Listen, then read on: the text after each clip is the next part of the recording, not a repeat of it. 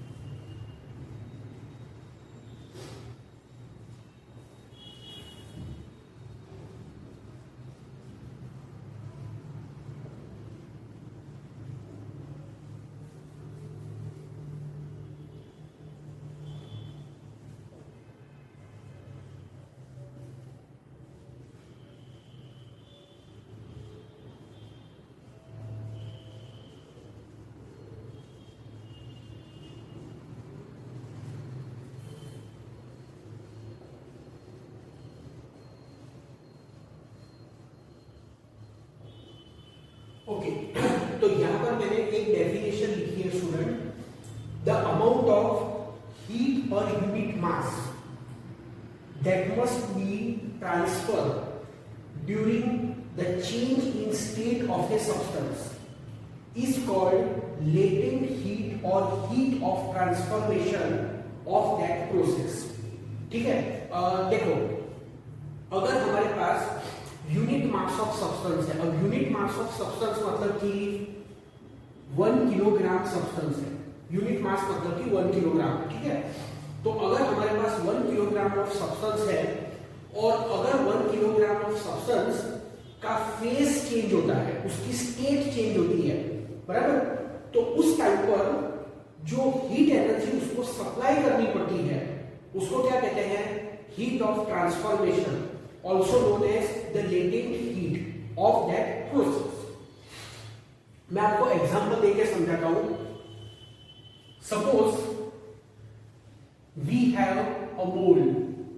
हमारे पास एक मोल है, BOWL, मतलब कि एक कटोरे जैसा है हमारे पास. ठीक है, and in that mole there are ice cubes. ये आइस के क्यूब है. The temperature of this ice cube is suppose -10 degree centigrade. इसका जो टेम्परेचर है वो कितना है? आइस का टेम्परेचर है T1 is equal to -10 degree centigrade. Okay, now you are supplying the heat energy to this ice. Suppose आपने इसको एक बर्नर के ऊपर रख दिया है, ऐसे इस तरह से एक बर्नर के ऊपर रखा है, and you are supplying the heat energy to it. ठीक है, so when you supply the heat energy to this ice whose temperature is -10 degree centigrade, तो क्या होगा, ice temperature of ice will increase. ये जो आइस है उसका temperature increase होगा, बराबर. Temperature of the ice will increase, और जब टेम्परेचर इंक्रीज होगा, ठीक है, तो -10 से उसका टेम्परेचर कैसे होते जाएगा, -10 से -9, -8, -7, -6, -5, -4, -3, -2, -1, and then 0 degree centigrade. So T1 is equal to -10 degree centigrade to T2 is equal to 0 degree centigrade. So earlier we had a ice whose temperature was -10 degree centigrade. हमने उसको हीट एनर्जी सप्लाई की, तो heat energy supply करने से हुआ क्या, ice का temperature बढ़ा -10 से लेके -9, -8 और फिर 0 degree centigrade. Now here still the matter is in the ice form. Still the matter मतलब कि वो जो आइस है वो कौन से फॉर्म में है, it is in the solid form. It is in the solid form, मतलब T1 equal to -10 degree centigrade पर भी वो सॉलिड फॉर्म में है, and T2 is equal to 0 degree centigrade पर भी वो सॉलिड फॉर्म में है. ये जो मोल है, इस मोल के अंदर आपको बिल्कुल भी पानी नहीं दिखाई देगा. There will not be any liquid phase, there will be only solid phase. समझ में आया? So what is the effect of supplying the heat energy? The effect of supplying the heat energy is that there is an increase in temperature. यहां पर क्या हुआ, increase in temperature, there is no change in phase. phase मतलब कि state में कोई change नहीं हुआ, आइस का आइस ही रहा, बिल्कुल भी पानी नहीं बना है, it is in the solid phase. Is that clear? Okay, so now we have ice at 0 degree centigrade. अब हमारे पास क्या है, आइस है 0 डिग्री सेंटीग्रेड पर, and now you are supplying the heat energy to that ice. तो क्या होगा, if you supply the heat energy to this ice, then this ice start melting. वो आइस मेल्ट करना शुरू कर देगा. Okay, and after some time it is fully converted into the water, बराबर, and it will convert into water at 0 degree centigrade. समझ में आया? तो here earlier we had a ice at -10 degree centigrade. You supplied the heat energy to that ice, तो फिर वो ice का temperature बढ़ेगा. टेम्परेचर बढ़ेगा 0 डिग्री सेंटीग्रेड तक, वो आइस में फॉर्म में रहेगा. If you supply the further heat energy to this 0 degree centigrade ice, तो अब उसका टेम्परेचर नहीं बढ़ेगा, एंड इट स्टार्ट मेल्टिंग. मतलब कि जो आइस है वो वाटर में कन्वर्ट हो जाएगा, बराबर, उसका टेम्परेचर बिल्कुल नहीं बढ़ेगा, and then we have water at 0 degree centigrade. तो अब ये जो मोल है, इस मोल के अंदर क्या होगा, मोल के अंदर पूरा पानी होगा, और उसका टेम्परेचर क्या होगा, it's temperature will be 0 degree centigrade. आई बात समझ में? Okay, so student, now we have a water.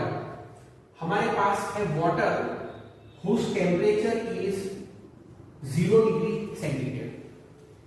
If you further supply the heat energy to the water at 0 degree उसका टेम्परेचर फिर इंक्रीज होना शुरू करेगा, बराबर। Its temperature start increasing 0 degree से 1 degree, 2 degree, 3 degree, 40 degree, 60 degree, 70 degree, 80 degree, 90 degree and 100 degree. So now we have 100 degree centigrade of water. अब हमारे पास है 100 डिग्री सेंटीग्रेड ऑफ वाटर. तो student you see that here earlier we had a water at 0 degree centigrade. We supplied the heat energy to that water. So उसका temperature बढ़ा, but there is no change in phase. Water का water ही रहा, and it reaches to water at 100 degree centigrade. आई बात समझ में? Okay.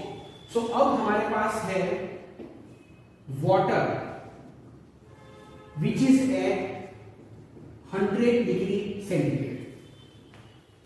If you further supply the heat energy to this water, अगर आप इस वाटर को फर्दर हीट एनर्जी सप्लाई करते हो तो it's temperature will not increase. जो प्योर वाटर होता है उसका टेम्परेचर कभी भी 100 डिग्री सेंटीग्रेड से इंक्रीज नहीं होता है. So now if you supply the heat energy to that water at 100 degree centigrade, the water start converting into the steam. Water steam में कन्वर्ट होने लगेगा, बट वाटर का टेम्परेचर नहीं बढ़ेगा. So the heat energy which you are supplying is utilizing in change in phase. बराबर. जो heat energy आप उसको सप्लाई कर रहे हो, वो हीट एनर्जी का क्या रिजल्ट आएगा? That heat energy will be utilized in changing its phase, and then we have, हमारे पास है steam at 100 डिग्री सेंटीग्रेड. अब हमारे पास स्टीम होगी जिसका टेम्परेचर होगा 100 डिग्री सेंटीग्रेड, बराबर. तो स्टूडेंट ये जो जितना भी मैंने आपको एक्सप्लेन किया है इसको आप अच्छे से समझ लो. So what is the conclusion of explaining you this activity? The conclusion is that when we supply the heat energy to the substance, there are two possibilities. Temperature of the substance increases when the temperature of the substance increases, the phase does not change, बराबर. But when the temperature does not changes, then the phase changes. मतलब या तो temperature change होगा या तो phase change होगा. समझ में आया? Okay. Now here we have to define what the latent heat. तो लेटेंट हीट क्या होती है? लेटेंट हीट मतलब कि when the substance is undergoing the transformation from one state to another state, जो हीट सप्लाई करनी पड़ती है उसको कहते हैं heat of transformation. Heat of transformation. Heat of transformation एक बार फिर से समझो. द अमाउंट ऑफ हीट मतलब कि heat energy, the amount of heat energy per unit mass. Unit mass मतलब 1 kilogram. That must be transferred during the change in state of a substance. Means when the substance is changing its state from solid to liquid, बराबर. solid to liquid, जैसे यहाँ पर 0 degree centigrade of ice 0 degree centigrade of water में convert होता है. तो यहाँ पर जो हीट एनर्जी सप्लाई करनी पड़ती है, फिर यहाँ पर 100 degree centigrade of water 100 degree centigrade of steam में कन्वर्ट होता है. तो corresponding to this two process, I am not talking about this two, corresponding to this two process the heat energy that must be supplied, उसको कहते हैं heat of transformation. उसे क्या कहते हैं? हीट ऑफ ट्रांसफॉर्मेशन कहते हैं. समझ में आया आपको? ठीक है. ओके. नाउ इसको आप अच्छे से समझ लो. It is very very important. आगे हम जो न्यूमेरिकल करने वाले हैं इस टॉपिक के बाद, वो न्यूमेरिकल कुछ इसी प्रोसेस से रिलेटेड है. ठीक है. तो यहां पर हम जो फॉर्मूला समझने वाले हैं वो फॉर्मूला इंपॉर्टेंट है. ठीक है. सो आपको समझ में आया? अब यहां पर देखो एक डायग्राम मैंने ड्रॉ किया है. It is basically a graph. On y-axis we have a temperature and on x axis we have a heat मतलब कि heat energy, ठीक है। तो यहां पर देखो, suppose we have ice at -10°C.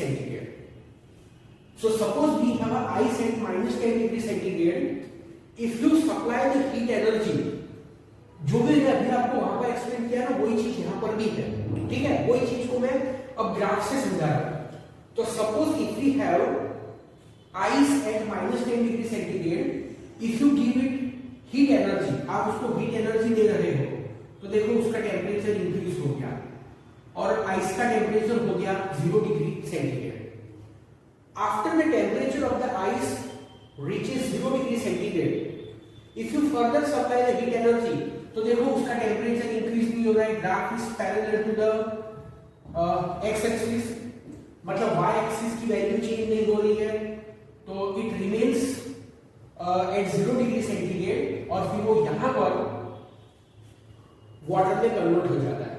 तो here it is 0°C of ice, here it is 0°C of water. तो यहां पर लिखा है phase change, okay. And you know that the melting point of melting point of ice का melting point मतलब the temperature at which the ice start melting is 0°C. Is it clear? ठीक है। So at this point we have a 0°C of water. If you supply the heat energy to the water at 0°C, अब उसका temperature increase होने लगेगा and then we have a water at 100°C. That is known as the boiling point of water. So after the water temperature reaches 100°C, if you further supply the heat energy, then its temperature does not changes. Again, graph is parallel to this x-axis. So at this point we have a steam at 100°C. Is it clear to you? ठीक है student. ये जो definition मैंने आपको explain की, it is for the unit mass, मतलब 1 kilogram of mass के लिए है। But suppose if we have m mass, for m mass heat of transformation required is Q is equal to Nm. Unit mass के लिए जो heat चाहिए वो कितनी होती है? वो हीट होती है N। यहां पर L है, मतलब उसका सिंबल L होता है, लेटेंट हीट N। बट अगर m मास ऑफ सब्सटेंस है तो कितनी एनर्जी चाहिए? Q is equal to Nl चाहिए। Is that clear? Okay. Now here we discuss LF. F for fusion. So this is the latent heat of fusion. Latent heat of fusion. ठीक है? In the book it is not written, but I am telling you कि इसको ही कहते हैं latent heat of melting. Meaning is same, बराबर। देखो, suppose if you have 1 kilogram of ice whose temperature is 0°C. आपके पास 1 kilogram ice है जिसका temperature है 0°C. You want to convert this 1 kilogram of ice into water at 0°C. मतलब वो ice को सिर्फ मेल्ट कर देना है, आइस को वाटर में कन्वर्ट कर देना है, ठीक है।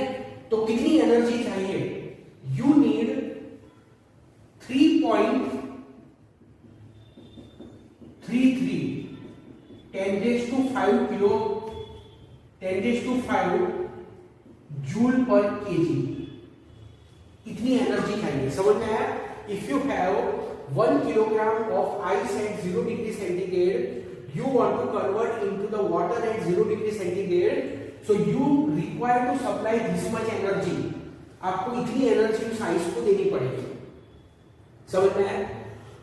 ऑन द अदर हैंड, अगर आपके पास 0 डिग्री सेंटीग्रेड ऑफ वाटर है and you want to convert it into the ice, 0 degree centigrade water है और आपको उसको कन्वर्ट करना है आइस में, तो फिर क्या उसको हीट एनर्जी देनी पड़ेगी? हीट एनर्जी देनी नहीं पड़ेगी, उसमें से हीट एनर्जी एब्जॉर्ब करनी पड़ेगी। वाटर को अगर आइस में कन्वर्ट करना है तो उसमें से हीट एनर्जी एब्जॉर्ब करनी पड़ेगी। तो कितनी हीट एनर्जी एब्जॉर्ब करनी पड़ेगी? Same NF, latent heat of fusion. Is that clear? ठीक है। Now suppose you have a water at 100 degree centigrade. अब आपके पास 1 किलोग्राम ऑफ वाटर है eight 100 degree centigrade and you want to convert that water into the steam at 100 degree centigrade। आपको water को steam में convert कर देना है, मतलब you have to vaporate, you have to evaporate that water। Water से जब स्टीम में कन्वर्जन होता है उसको कहते हैं वेपोराइजेशन, बराबर। सो the energy which is required is LV। तो LV कितना होता है? LV होता है 22.6 10⁵ जूल पर किलोग्राम। एक बार फिर से, if you have a water 1 kilogram water whose temperature is 100 degree centigrade, if you want to convert it into the steam, then if you want to convert it into the steam at 100 degree centigrade, तो आपको इतनी energy supply करनी पड़ेगी। Is that clear? Okay.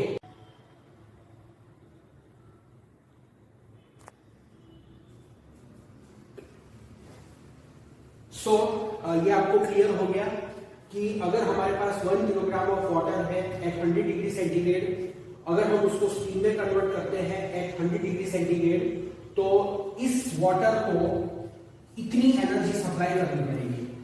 We can say this thing in the other way that the steam at 100 degree centigrade, सुनना ध्यान से, very important है, the steam at 100 degree centigrade contains this much more energy than the boiling water at 100 degree centigrade। अगर 100 degree centigrade वाली steam है तो उसमें 100 degree centigrade वाले बॉइलिंग वाटर से इतनी ज्यादा एनर्जी होती है। So this means that the steam causes the severe burn. Steam causes severe burn than boiling water। Student, अगर 100 डिग्री सेंटीग्रेड वाली स्टीम है और अगर 100 डिग्री सेंटीग्रेड वाला वाटर है तो दोनों में सीवियर इफेक्ट, सीवियर मतलब कि बहुत ही जानलेवा, बहुत ही घातक इफेक्ट हमारे स्किन के ऊपर कौन करता है? तो स्टीम एट 100 डिग्री सेंटीग्रेड, क्योंकि steam at 100 degree centigrade carries more energy than the boiling water at 100 degree centigrade. पर स्टूडेंट, वो जिम वगैरह में जो बाथ क्या बोलते हैं, स्टीम बाथ देते हैं ना, तो वो जो उसमें जो स्टीम होती है, that steam is saturated with the atmosphere, it is in the almost equilibrium with the atmosphere, तो वहां पर वो एक्सपीरियंस नहीं होगा।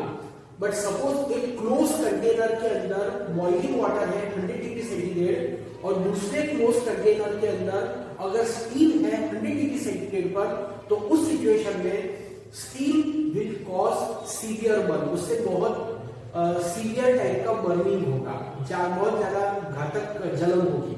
ठीक है, तो ये एक इंपॉर्टेंट टॉपिक है।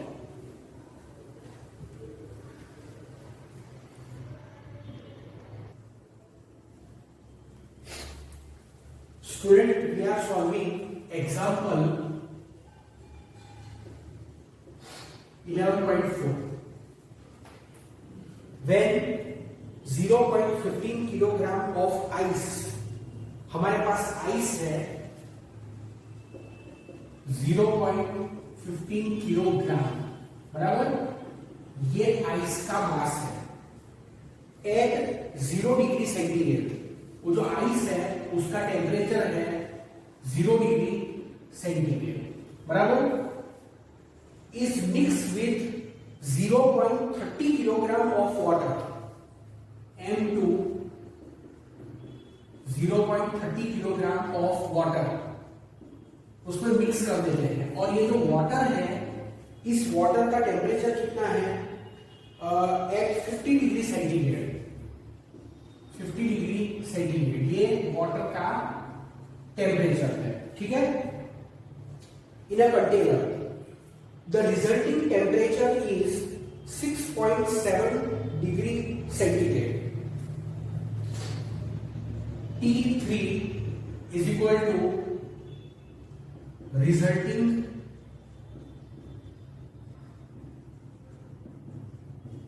टेम्परेचर। तो कितना है रिजल्टिंग टेम्परेचर? रिजल्टिंग टेम्परेचर है 6.7। ओके, अब ये रिजल्टिंग टेम्परेचर का मतलब आप थोड़ा अच्छे से समझ लो। रिजल्टिंग टेम्परेचर मतलब कि फाइनल टेम्परेचर ऑफ सिस्टम। ये मैं आपको समझाऊंगा कि मैं बोलना क्या चाहता हूं। Calculate the heat of fusion of ice. Calculate करना है LF, fusion of ice. Actually यहां पर आइस का फ्यूजन नहीं होने वाला है, यहां पर आइस का मेल्टिंग होने वाला है। बट मैंने आपको टॉपिक में एक्सप्लेन किया कि LM एंड LF दोनों की वैल्यू एक ही होती है। LM मतलब कि latent heat of melting, 1 kilogram ice को मेल्ट करने के लिए जो एनर्जी सप्लाई करनी पड़ती है, बराबर।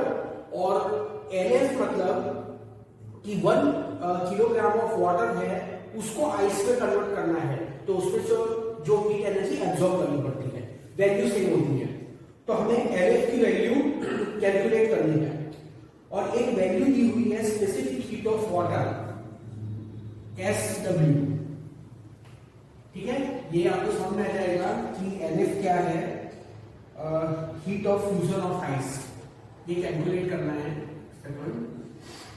Heat of fusion of ice ये कैलकुलेट करना है। और SW मतलब specific heat of water 4186 joule per KG पर केल्विन। और 4.186 किलो जूल पर केजी को भी लिख सकते हैं। समझ में आया आपको? ठीक है, चलो मैं आपको सिचुएशन समझाता हूं। स्टूडेंट, सपोज एक बोल जैसा मैं लेता हूं। सपोज एक बोल है, BOWL, बोल बोले, बाउल बोले, जो भी बोले। तो एक बोल है और उस बोल के अंदर क्या है, उसके अंदर है 0.30 किलोग्राम ऑफ वाटर, जिसका टेम्परेचर है कितना, 50 डिग्री सेंटीग्रेड। तो ये फिगर सिर्फ समझने के लिए, ये है वाटर जिसका टेम्परेचर है 50 डिग्री सेंटीग्रेड। इस वाटर के अंदर हमने आइस डाल दिया, ये आइस के हमने पीसेस डाल दिए, बराबर। दिस इज द आइस, और इस आइस का टेम्परेचर है 0 डिग्री सेंटीग्रेड, बराबर। तो ये जो मिक्सचर है, वाटर और आइस का जो मिक्सचर है, उसका final temperature, resulting temperature, okay, एक मिनट, शायद वो दिया हुआ है मेरे ख्याल से। द रिजल्टिंग टेम्परेचर इज 6.7, मैं लिखना भूल गया था स्टूडेंट, 6.7 डिग्री सेंटीग्रेड। तो ये जो रिजल्टिंग मिक्सचर है उसका फाइनल टेम्परेचर है 6.7 डिग्री सेंटीग्रेड, बराबर। तो यहां पर हमें फाइंड क्या करना है, हमें फाइंड करना है heat of fusion of ice, उसकी वैल्यू हमें फाइंड करनी है। अब सुनिए एक बात समझो कि वाटर का टेम्परेचर हाई है 50 डिग्री सेंटीग्रेड, और उसमें आपने आइस को मिक्स कर दिया जिसका टेम्परेचर है 0 डिग्री सेंटीग्रेड। तो होगा क्या कि जो वाटर है वो हीट एनर्जी को लॉस करेगा और जो आइस है उसको हीट एनर्जी मिलेगी। समझ में आया? तो यहां पर होगा क्या कि ice will lose the heat energy and water will, sorry my mistake student, यहां पर होगा क्या कि जो वाटर है, क्योंकि वाटर का टेम्परेचर हाई है, तो water will lose the heat energy. सुनना बात को ध्यान से, water will lose the heat energy, water heat energy loss करेगा। अब वाटर जो हीट एनर्जी लॉस करेगा वो किसको मिलेगी? आइस को मिलेगी। तो आइस को जो हीट एनर्जी मिलेगी वो दो पार्ट में यूटिलाइज होगी। बात को बहुत ही ध्यान से समझना। The water will lose the heat energy, that heat energy will gain by the ice. The heat energy which is gained by the ice will utilize in two way. Number one, it will utilize in melting the ice. Ice को melt करने में utilize होगी. And number two, it will utilize in increasing the temperature of that melted water. Melted ice, sorry. समझ में आया? सबसे पहले ice को मेल्ट करने में हीट एनर्जी यूज होगी। आइस मेल्ट हुआ, बराबर, और फिर वाटर में कन्वर्ट हुआ, और वो जो वाटर बना आइस में से उसका टेम्परेचर इंक्रीज करने में भी वो हीट एनर्जी यूज होगी। तो सबसे पहले फाइंड करना है heat energy loss by the water. ठीक है, तो see here, suppose Q1 is equal to heat energy loss by water. तो वाटर कितनी हीट एनर्जी लॉस करेगा? तो वाटर का मास है m2, specific heat of water SW, और टेम्परेचर डिफरेंस, बराबर। तो आप देखो कि जो वाटर है उसका इनिशियल टेम्परेचर है 50 और उसका फाइनल टेम्परेचर है 6.7। तो this is what? This is T2 minus T3। कौन सा फॉर्मूला यूज किया हमने फॉर्मूला यूज किया Q is equal to ms delta T। कौन सा फॉर्मूला? जो मैंने आपको प्रीवियस वीडियो लेक्चर में एक्सप्लेन किया था, Q is equal to ms delta T, ये वाला फॉर्मूला यूज किया हमने। ओके, तो m2 कितना है? 0.3, स्पेसिफिक हीट ऑफ वाटर 4186, और T2 माइनस T3 50 माइनस 6.7। सो इसका एक बार कैलकुलेशन करके देख लेते हैं कि आंसर क्या आता है। 0.3 इंटू 4186 1255.8, और ये 50 माइनस 6.7 कितना होगा? 43.3 होगा। देख लेता हूं एक बार, 50 माइनस 6.7 43.3। तो let us do this calculation. 12558 54376। Book से आंसर यस करेक्ट है, बिल्कुल मैच कर रहा है। 54376.14 जूल, क्या आंसर आएगा? जूल आएगा। ये जो है ना, ये जूल में है, इसके आंसर भी जूल में ही आएगा, बराबर। ओके, सो स्टूडेंट हमारा आंसर यहां पर मैच करता है। ठीक है, ओके, अब ये हो गया। अब मैं कैलकुलेट करूंगा Q2। अब Q2 क्या है उसको थोड़ा सा ध्यान से समझो। Q2 is equal to heat energy required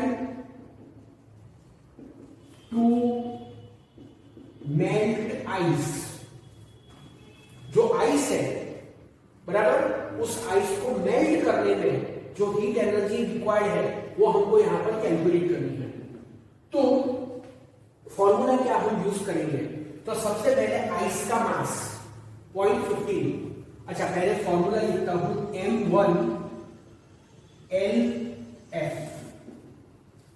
M1LF, बराबर। स्टूडेंट एक बात समझो, यहां पर मैंने फॉर्मूला यूज किया है इस टाइप का, Q equal to ms delta T type का, और यहां पर मैं फॉर्मूला यूज कर रहा हूं Q is equal to ml type का। ऐसा क्यों? रीजन ये है कि यहां पर स्टेट इज नॉट चेंजिंग, यहां पर वाटर का वाटर ही रहता है पर उसका टेम्परेचर डिक्रीज होता है, यहां पर टेम्परेचर डिक्रीज होता है। सुनना ध्यान से, here temperature changes, state does not change.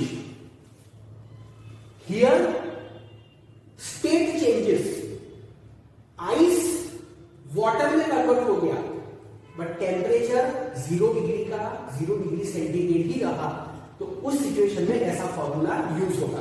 तो यहां पर हमको LF की वैल्यू तो कैलकुलेट करनी है, इसके लिए हम यहां पर उसको सब्स्टिट्यूट नहीं करेंगे। आइस का मास है, कितना मास है 0.15 और उसको LF ही हम रखेंगे क्योंकि वो ही तो हमें कैलकुलेट करना है। ठीक है, फिर इसके बाद आएगा Q3। अब ये Q3 क्या है? Q3 is heat energy required to raise temperature of 0 degree centigrade water to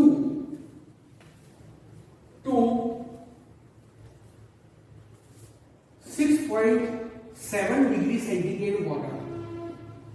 समझना, पहले क्या किया, 0 डिग्री सेंटीग्रेड आइस को पूरा पानी बना दिया। Heat energy required to melt the ice, मतलब 0 डिग्री सेंटीग्रेड वाले आइस को पूरा के पूरा लिक्विड बना दिया, पर टेम्परेचर तो 0 डिग्री सेंटीग्रेड ही है, उसकी एनर्जी है 0.15 NF।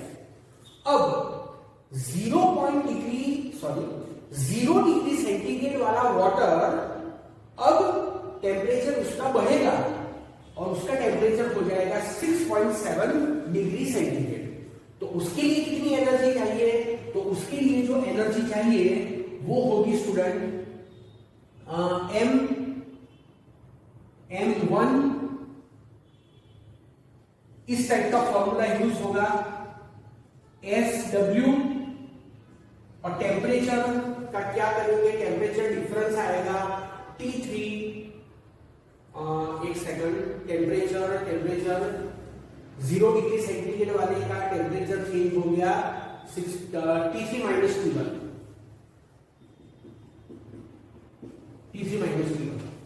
बराबर। रॉन्ग वैल्यूज मत ले लेना। यहां पर हम मास किसका लेंगे? हम मास लेंगे आइस का, बराबर। आइस का मास लेंगे क्योंकि आइस को ही हम हीट एनर्जी सप्लाई कर रहे हैं। तो जब आइस वाटर में कन्वर्ट होगा, एक बात समझो, 0.15 किलोग्राम वाला आइस है, जब वो वाटर में कन्वर्ट होगा तो mass does not change. So 0.15 kilogram वाला वाटर है, स्पेसिफिक हीट ऑफ वाटर, बराबर वो लेना पड़ेगा, और उसका टेम्परेचर चेंज हो रहा है 0 से 6.7। तो 6.7 को मैंने कहा गया T3 से डिनोट किया था और 0 डिग्री को मैंने T1 से डिनोट किया था। ठीक है, तो M1 कितना? M1 है 0.15, SW कितना है? SW है 4186, और T3 माइनस T1, T3 क्या है? ये रहा 6.7 माइनस 0, 6.7 माइनस 0। तो इसको मैं सॉल्व कर देता हूं, 0.15 इंटू 4186 इंटू 6.7, तो दिस इज 4206.93 जूल। एक बार जस्ट आंसर कंफर्म कर लेता हूं,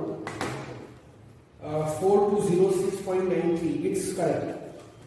ओके, क्योंकि गलती से अगर कोई आंसर रॉन्ग आ गया है ना स्टूडेंट, तो फिर मुझे पूरा फिर से करना पड़ेगा। ठीक है, ओके। अब यहां पर सिंपल लॉजिक कि heat energy lost by the water is equal to heat energy required to melt the ice plus heat energy required to raise the temperature of water.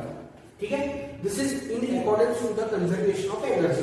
पर ऐसा लिखने की जरूरत नहीं है कि कंजर्वेशन ऑफ एनर्जी, सिर्फ यहां पर आप इतना ही लिखो कि heat lost by water.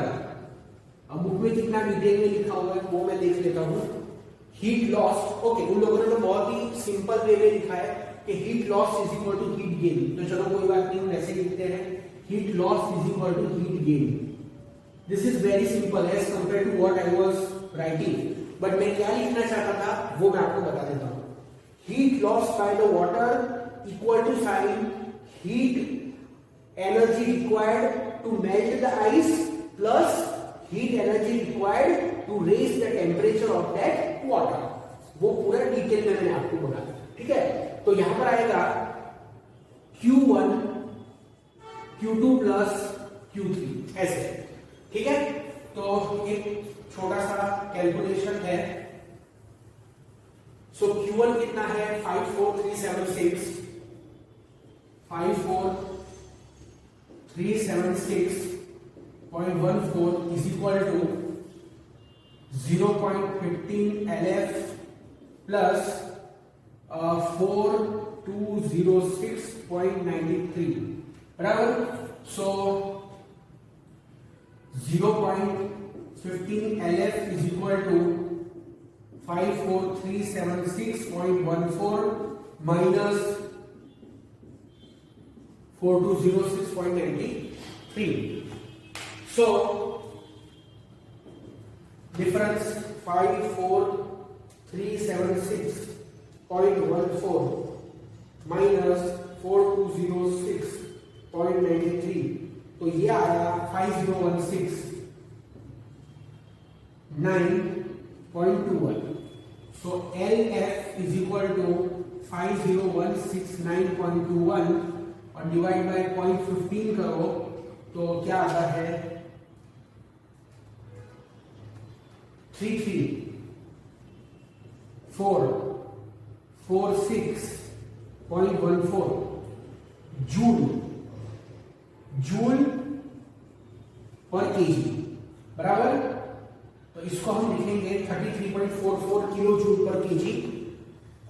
Book में तो आंसर लिखा हुआ है 3.34 इंटू 10⁵, कोई बात नहीं, 1 2 3 ओके, यहाँ पर शायद let me check once again, power में कुछ 54376.14 है, फिर 4206.93 है, 0.15 से डिवाइड किया है 3.34, पावर 5 आती है।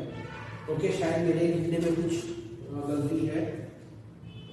हाँ यस, डेसिमल 1 के बाद आता है, सॉरी ऐसे आता है।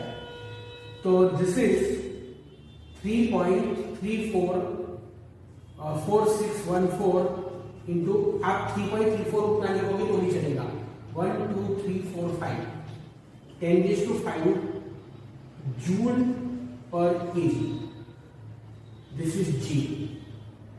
Okay, so we got the answer. लिखो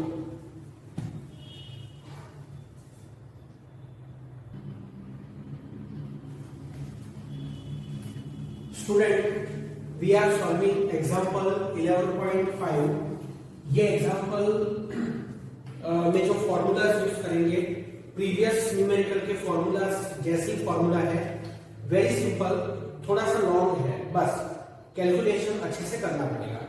क्वेश्चन समझो, calculate the heat required to convert 3 kilogram of ice, m is equal to 3 kilogram of ice at minus 12 degree centigrade kept in a calorimeter to steam at 100 degree centigrade। ठीक है, तो जो ice है उसका temperature है -12 degree centigrade और उसको हमको कन्वर्ट करना है स्टीम में, और उस स्टीम का टेम्परेचर होगा 100 डिग्री सेंटीग्रेड बराबर। At atmospheric pressure given the specific heat capacity of ice, specific SP log लिख देता हूं, मतलब specific heat capacity of ice, इसको डिनोट करते हैं एस आइस से। तो ये कितनी है 2100 जूल पर केजी पर केल्विन। ठीक है। उसके बाद specific heat capacity of water, तो वाटर के लिए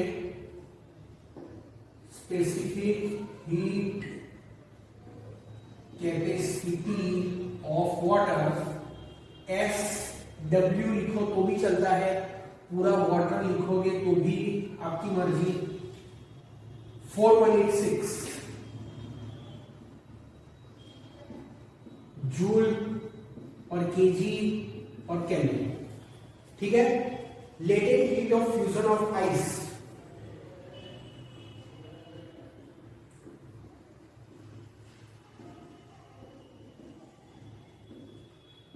latent heat of fusion of ice, उसको मैं डिनोट करता हूं LF से। तो latent heat of fusion of ice है 3.35 into 10⁵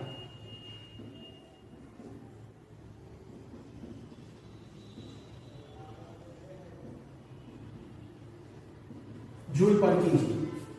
और उसके बाद है लेटेंट हीट ऑफ स्टीम,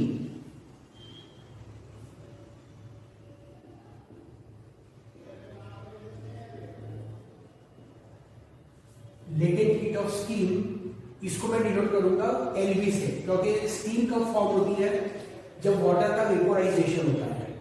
तो 2.256 into 10⁶, ओके, और 2.256 into 10⁶, 10⁶ यूनिट है जूल पर केजी। अच्छा चलो एक बार मैं आपको क्वेश्चन समझाता हूं। स्टूडेंट, हमारे पास 3 किलोग्राम आइस है जिसका टेम्परेचर है -12 डिग्री सेंटीग्रेड।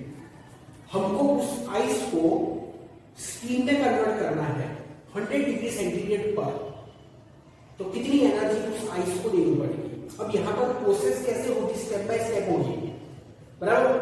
सबसे पहले हम आइस को हीट एनर्जी देंगे तो आइस मेल्ट होगा, तो 0 डिग्री सेंटीग्रेड वाला -12 डिग्री सेंटीग्रेड वाला आइस 0 डिग्री सेंटीग्रेड वाले आइस में कन्वर्ट होगा। इसके लिए एनर्जी देनी पड़ेगी। फिर 0 डिग्री सेंटीग्रेड वाला आइस 0 डिग्री सेंटीग्रेड वाले वाटर में कन्वर्ट होगा, तो उसके लिए एनर्जी सप्लाई करनी पड़ेगी। फिर 0 डिग्री सेंटीग्रेड वाला वाटर 100 डिग्री सेंटीग्रेड वाले वाटर में कन्वर्ट होगा, उसके लिए एनर्जी देनी पड़ेगी, Q3 एनर्जी। और फिर 100 डिग्री सेंटीग्रेड वाला वाटर 100 डिग्री सेंटीग्रेड वाले स्टीम में कन्वर्ट होगा, उसके लिए एनर्जी देनी पड़ेगी, दैट एनर्जी इज Q4। आई बात समझ में? तो यहां पर हमको टोटल 4 एनर्जी कैलकुलेट करनी है, Q1, Q2, Q3, Q4, और फिर फाइनली सबको ऐड कर दो, तो that will be the total energy. आई बात समझ में? ठीक है। अब यहां पर 2 टाइप के फॉर्मूलाज यूज होंगे, जैसा प्रीवियस न्यूमेरिकल में था। एक फॉर्मूला होगा Q = ms डेल्टा T, जब टेम्परेचर चेंज होने वाला होगा तो ms डेल्टा T, और जब टेम्परेचर चेंज नहीं होगा पर फेस चेंज होगा तो फॉर्मूला होगा Q = ml। आई बात समझ में? ठीक है। चलो स्टेप बाय स्टेप हम इसको सॉल्व करेंगे। हमको कैलकुलेट करना है Q = heat energy required to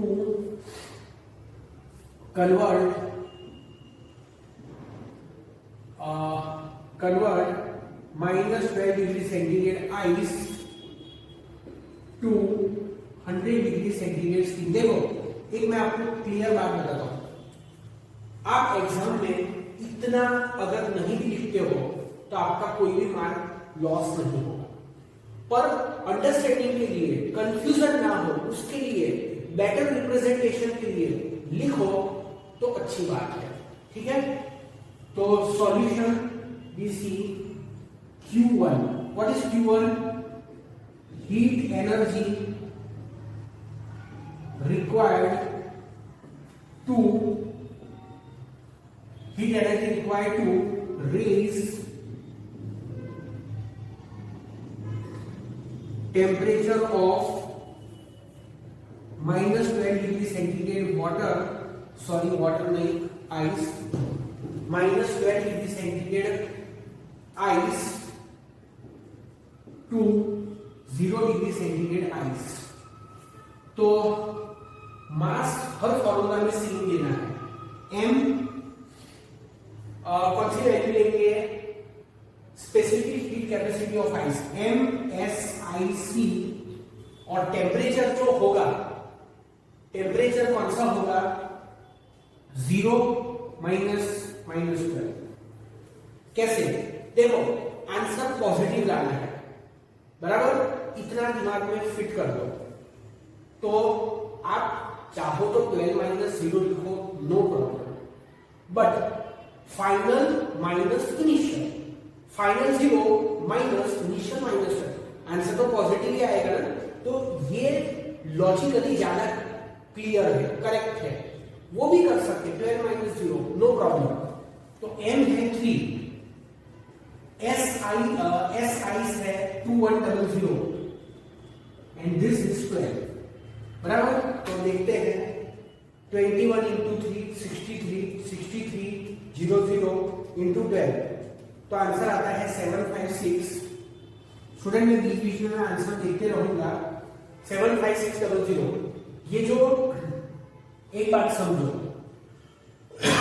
ये जो 2100 है उसमें जूल आता है, तो हियर इज जूल, आंसर है इसका 75600 जूल, दैट्स करेक्ट, बराबर। उसके बाद Q2, अब ये Q2 क्या है, हमारे पास 0 डिग्री सेंटीग्रेड वाला आइस है, तो देखो हीट एनर्जी, सिर्फ हीट लिखोगे तो भी चलेगा, heat required to convert 0 degree centigrade ice to 0 degree centigrade water, बराबर। तो Q2 = M, L क्या करना है, आइस को वाटर में कन्वर्ट करना है, मेल्ट करना है, पर मैंने आपको बोला है कि Lm और Lf दोनों इक्वल ही होते हैं, तो यहां पर Lf लिखो, यहां पर फ्यूजन नहीं करना है, यहां पर मेल्टिंग करना है, पर Lm लिखो Lf लिखो इक्वल ही होता है। तो M कितना है 3 और Lf कितना है, Lf की value 3.35,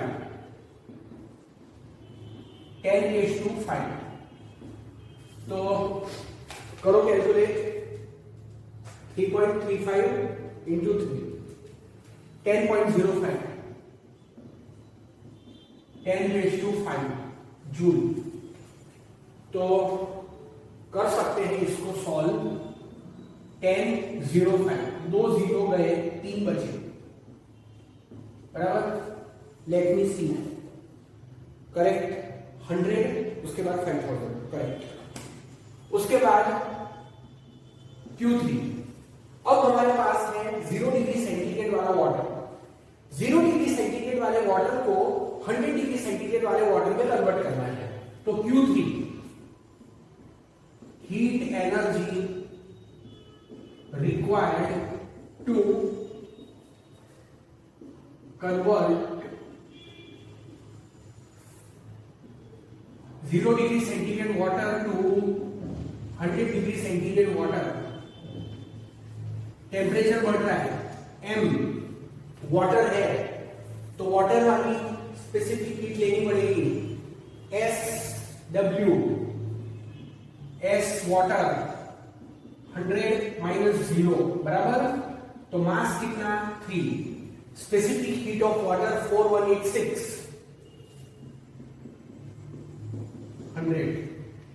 300 into 4186, 4186 into 300, 1255, 800 joule. Let me see, 1255, हाँ ठीक है, बराबर है, करेक्ट। उसके बाद Q4 heat energy required to convert 100 degree centigrade water to 100 degree centigrade steam. यहां पर कोई टेम्परेचर का चेंज नहीं है, फेस का चेंज है। कौन सा फॉर्मूला? एम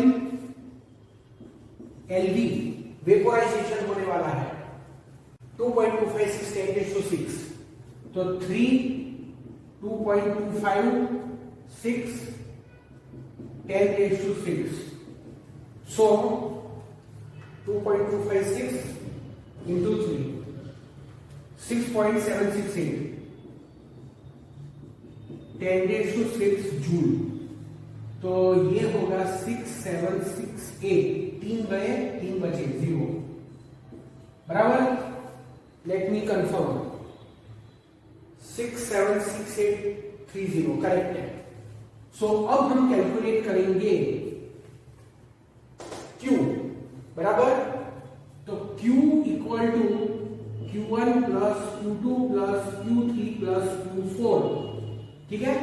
थोड़े से स्टेप्स बता देंगे, मार्क होते स्टेप्स के, ऐसा नहीं कि सीधा आंसर लिख दो। 75600, Q2 100 5000, बोलिए ना ऐसा इजी लगता है। Q3 1255 800 और 6768 30, बराबर। चलो ऐड करते हैं, 75600 प्लस 1005000 प्लस 1255 800 प्लस 6768000, तो आंसर आता है 9104, एक और 4 है, उसके बाद 20 जूल। लेट मी सी, ओके, पावर के फॉर्म में लिखा है 9.1, इतना ही लिखा है, 1 2 3 4 5 6, तो मैं उनको फॉलो करता हूं, बुक को, बराबर। तो ये आंसर है, आप इसको ऐसे भी लिख सकते हैं 9.1044, फिर आगे 0 है तो कोई जरूरत नहीं लिखने की, 10⁶ जूल। तो student, this is the final answer and I hope कि आप इसको अच्छे से समझ गए होंगे, ठीक है।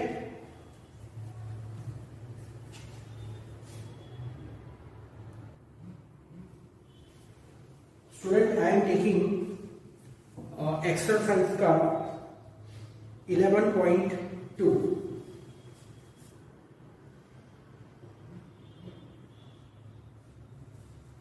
अच्छे से समझना न्यूमेरिकल को। 2 absolute scales A and B have triple points of water defined to be 200 A and 350 B. What is the relation between TA and TB? देखो, हमको पता है कि टेम्परेचर मेजर करने के लिए टोटल 3 स्केल होती है, सेंटीग्रेड स्केल, फ़ारेनहाइट स्केल और तीसरी केल्विन स्केल, बराबर। अब ये जो न्यूमेरिकल है, इसमें उन लोगों ने एक बात की है, एक आर्बिट्ररी स्केल की, मतलब वैसी कोई स्केल एग्जिस्ट नहीं करती है, ठीक है। तो 2 आर्बिट्ररी स्केल है, स्केल ए और स्केल बी, बराबर। ओके, अच्छा, क्वेश्चन मैं आपको समझाऊं उसके पहले मैं आपको एक बार ट्रिपल पॉइंट ऑफ वाटर समझा देता हूं। तो triple point of water, student, triple point of water की वैल्यू क्या होती है? ट्रिपल पॉइंट ऑफ वाटर होता है 273.16 केल्विन। ट्रिपल पॉइंट मैंने आपको ऑलरेडी समझाया है कि the temperature at which the water exist in all the 3 phases simultaneously. Water की 3 फेज होती है, सॉलिड फेज होती है, लिक्विड फेज होती है और गैसियस फेज होती है। तो ये जो टेम्परेचर होता है ना 273.16 केल्विन, इस टेम्परेचर पर वाटर तीनों स्टेज में एक साथ एग्जिस्ट करता है। water coexist in all the three phases simultaneously. तो उस टेम्परेचर को कहते हैं triple point of water, that is 273.16 kelvin. और मैं आपको बता दूं नॉलेज के लिए कि सेंटीग्रेड में ये वैल्यू होती है 0.01 डिग्री सेंटीग्रेड। अगर आप 0.01 डिग्री सेंटीग्रेड को केल्विन में कन्वर्ट करोगे बाय एडिंग 273.15 तो आपको ये वैल्यू मिल जाएगी। ठीक है, चलो अब हमारे क्वेश्चन पर आते हैं। तो दो स्केल है, ठीक है, scale A and scale B. तो स्केल ए में ट्रिपल पॉइंट ऑफ वाटर की वैल्यू है 208, ठीक है। So for scale A 208 is equal to 273.16 और ये क्या है, ट्रिपल पॉइंट ऑफ वाटर, ठीक है। जो स्केल बी है, अच्छा ये है, तो therefore 1A is equal to 273.16 divide by 200। ये हमने क्या किया कि जो स्केल ए है उस स्केल ए पर 1A इज दिस मच, बराबर। जो स्केल ए है उसके ऊपर 1A की वैल्यू हमने फाइंड करनी। जैसे सेंटीग्रेड स्केल है उसमें 1 डिग्री सेंटीग्रेड मतलब 1 डिग्री सेंटीग्रेड, वैसे ये जो स्केल ए है उसमें 1A की वैल्यू इतनी होती है, ठीक है। सिमिलरली फॉर स्केल बी 350 है शायद, लेट मी सी, 350 यस।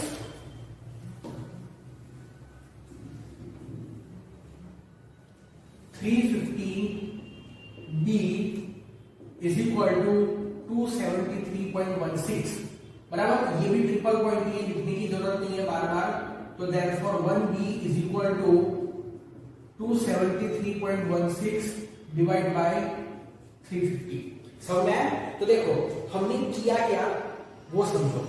हमने स्केल ए के लिए 1A की वैल्यू मतलब यूनिट अमाउंट इतना है, 1A की वैल्यू इतनी है, बराबर। स्केल बी के लिए 1B की वैल्यू इतनी है।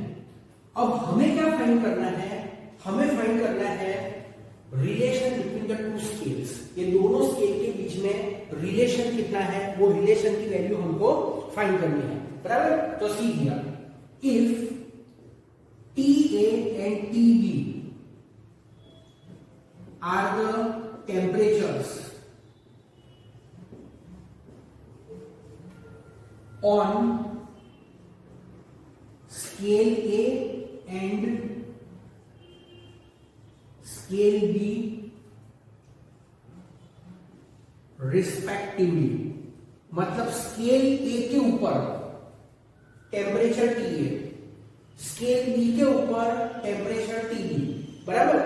तो यहां पर हमने स्केल ए के लिए 1A की वैल्यू हमने फाइंड कर ली, स्केल बी के लिए 1B की वैल्यू फाइंड कर ली, ठीक है। तो therefore TA into 273.16 divide by 200, ठीक है। तो ये क्या है, ये है टेम्परेचर ऑन द स्केल ए, मतलब स्केल ए पर जो TA टेम्परेचर है उसकी वैल्यू, स्केल ए के ऊपर TA टेम्परेचर की वैल्यू इतनी होगी, TA multiply by value of 1 division. Similarly scale B के ऊपर TB टेम्परेचर की वैल्यू होगी 273.16 divide by 350। This is the value of temperature on the scale P, बराबर। तो यहां पर ये जो है ये into 273.16 by 200, that is the triple point of water on scale A। यहां पर है ये है triple point of water on scale B, तो दोनों साइड से 273.16 कैंसिल हो जाएगा। So therefore TA by 200 is equal to TB by 350. So TA by TB 200 divide by 50, तो 0 कैंसिल नहीं कर सकते, बट ऐसे समझ लो। तो बचेगा क्या, 20/35 बचेगा, तो उसको डिवाइड करेंगे हम 5 से, तो दिस विल बी 4/7।